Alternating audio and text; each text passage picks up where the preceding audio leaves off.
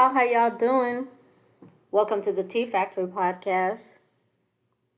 Um, Please like the video, leave commentary, subscribe to the channel so you can be notified whenever we upload a new video. We're going to be talking about Young Miami and Diddy because I saw this story um, about Young Miami writing a letter to the judge because, as y'all know, Sean Sean Combs, is going to be going before the judge for sentencing on October 3rd, and so, which is customary, like when someone is getting ready to go before a judge, they usually they'll have the friends or family of the person who's supposed to be going before a judge.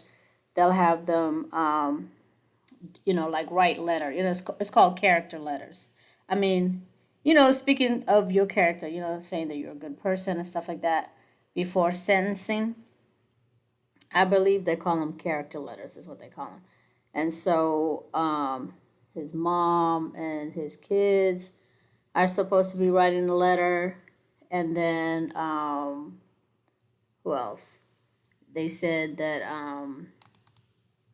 his mom and his kids, Stevie J, Dallas Austin, the producer, um, Stephen Hill, which is from BET, and then some other label executives and stuff like that. So they're all, and then Young Miami is one of them. They're supposed to be writing letters to the judge. Now, I wonder why there's no story of people like Mary J. Blige and whatchamacallit, Lil Kim and others. I mean, it's the thing is he's worked with so many people, like it's so many people. But I mean, obviously everybody is not with the bullshit, with the stuff that he did or he was accused of doing allegedly.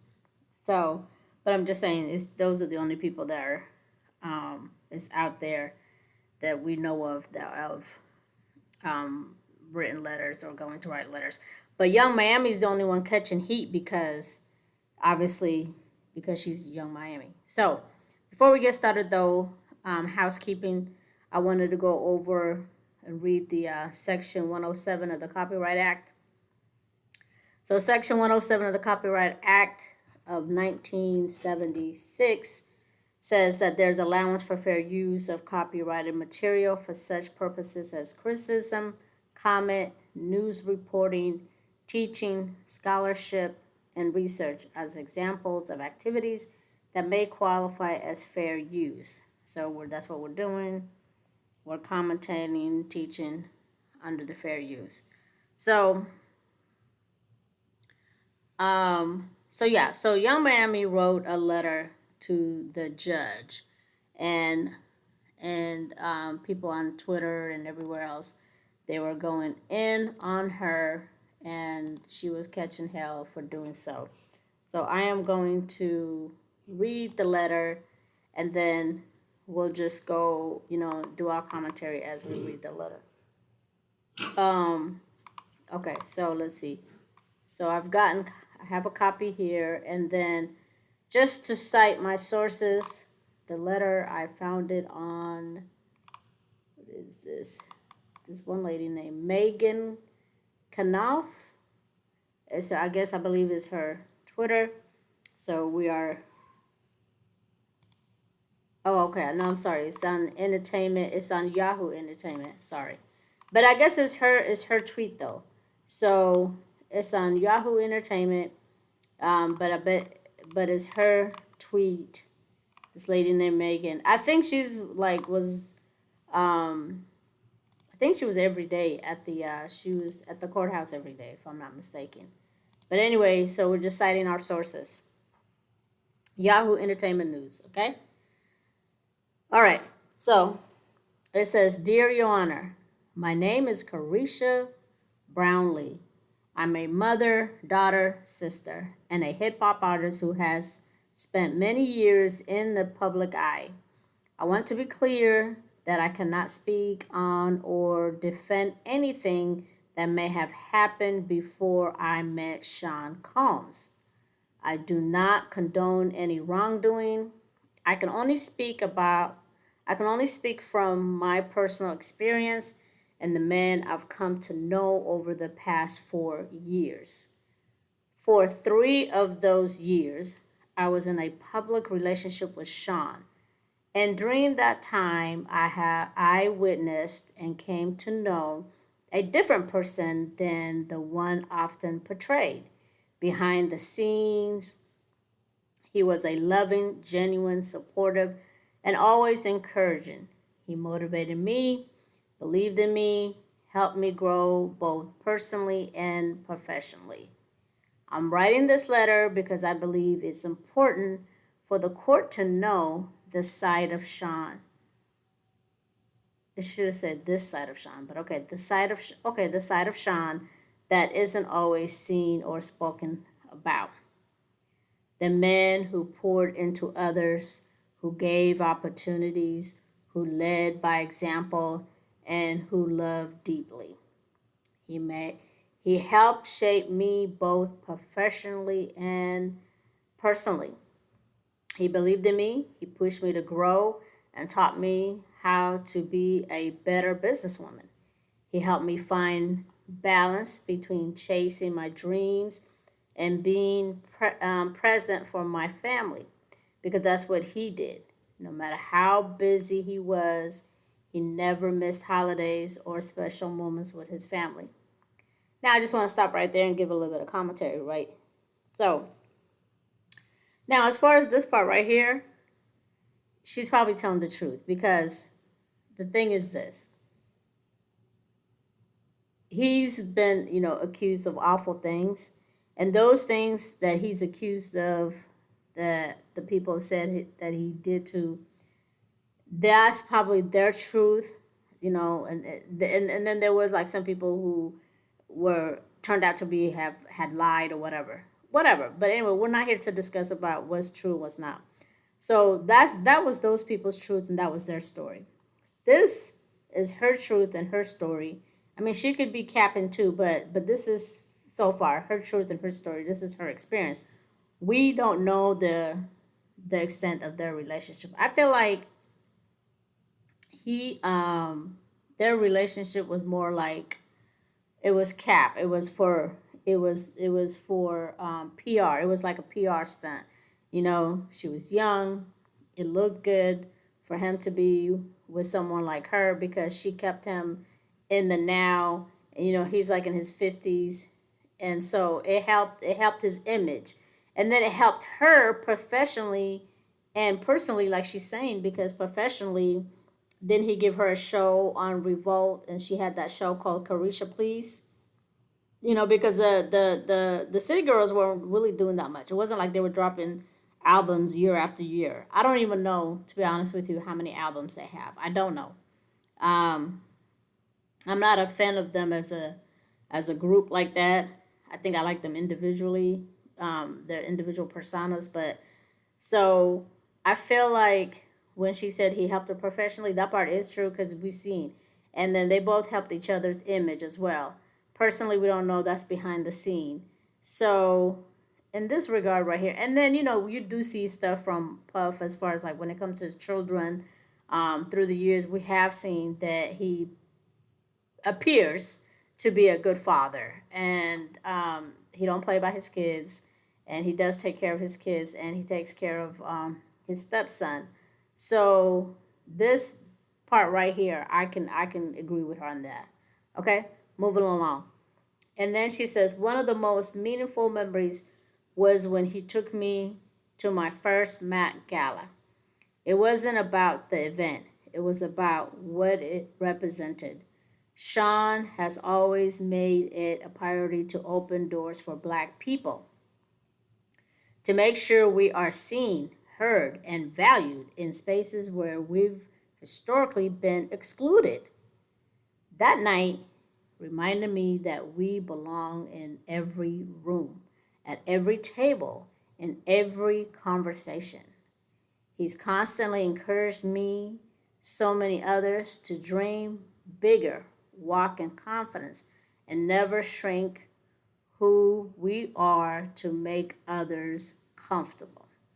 He also gave me a voice by providing me a platform on his network to speak for the culture and connect with people in a way that was real and authentic. The opportunity changed the direction of my career and showed me the impact one person can have when they choose to uplift others. And that's what I was saying when he gave her that show on Revolt. Okay. Beyond all that, I've seen him give back to the community over and over again. In 2022, we fed the homeless together on Thanksgiving, but that was just one example. There are so many moments where he gave quietly, privately, without cameras, because his heart genuinely wanted to help. I've also witnessed him doing real inner work. He made the choice to check himself into anger management, start therapy, commit to a physical healing therapy that takes strength, humility, and self awareness. He didn't do it for a show. He did it because he wanted to grow and become a better person. In my personal experience, Sean is not a danger or a threat to the community. He is a man of God, someone who uplifts, supports, and inspires those around him to be better mentally, physically, and spiritually. But more than anything, he's a father, and his kids are the ones who look up to him the most. They need him. His presence, love, guidance matter deeply in their lives. I truly believe that he belongs at home with his family, the people who mean the most to him and who continue to be his greatest source of purpose and strength. Judge, that's a good man. Thank you, CARESHA Brown Lee. Now, the way she ended and she said, Judge, that's a good man. She might as well just have said, That's a good man, Savannah. That's a good man, Savannah. You know, I don't know if she put it that way like that to be funny. I don't even know if that was in her mind, so she did that. But we don't know if she actually wrote this letter herself or if it was Chat GTP. Um, we don't know if it was a paralegal. We don't know if it was her attorney. We don't know who wrote it. But she's saying she wrote it. And kudos to her. So two things can be true. Her experience with Sean Puffy Combs is probably a lot better than what those other women experienced. It seems as though their relationship was a relationship of convenience, optics. It was a good look for her. It was a good look for him. He probably knew not to fuck with Young Miami the way he did with Cassie and Jan Doe because Young Miami was signed to QC, a record label in Atlanta. So I know P, which is, and Coach, which are the founders of QC. I know P, I've read around that he has some street cred and stuff like that. So Puffy probably had respect for P and Coach, which is QC. So he probably had respect for them. So he probably knew how far he can push the needle when it came to Young Miami. Okay, so he probably knew who he can play with and who not to play with. So that could be why he probably didn't put his hands on Young Miami and stuff like that. So now, if y'all remember, Young Miami had that CARESHA Please. I don't know if she still has that show, but on her CARESHA Please show, there was an episode where she had Trina on the show. Trina was on the show and they were talking, and Young Miami told Trina that she likes golden showers. And then Trina's like, okay, what is that, golden showers? Like, well, no, she said she likes to get peed on, actually. She didn't use the word golden shower. She said she likes, Carisha Please was a show that she talks about freaky dicky stuff with her guests. So Carisha told Trina that she likes to get peed on, and I believe in the trial it came out. I think, yeah, yeah, it did. That Puffy would pee on like Jan Doe and Cassie and whatever, all his victims. He peed on them. So if Young Miami, the only bad thing, quote unquote bad, air quotes, the only bad thing that Puff did to her was pee on her, then in her eyes, and then she said she liked it. She said she enjoyed it. That's what she told Trina. So in her eyes, she's probably thinking like, this man has not done nothing bad to me. He ain't done nothing to me. Yeah, he peed on me, but girl, I like that. I like to get peed on. I like golden showers. So therefore, he has done nothing to me. He took me to the Chanel store, the Gucci store, or whatever, and so that's her experience. So I'm saying all this to say this. I'm gonna bring it home. I'm saying all this to say this. Her experience is her experience. Her reality is her reality. So everybody online is mad at Carisha for writing this letter, and they're calling her names and all that. I feel like you really can't do that, because at the end of the day, that was her experience. She did not experience the demonic. She didn't expire the demonic Puff. She didn't experience the demon Sean Combs. She experienced the good one. He showed her his good side. He showed her her best side.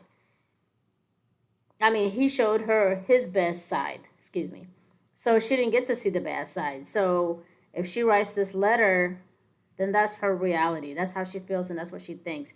Even if she's capping here and there, at the end of the day, that's her experience. And then at the end of the day, these letters are for like character witness type letters. That's all they are.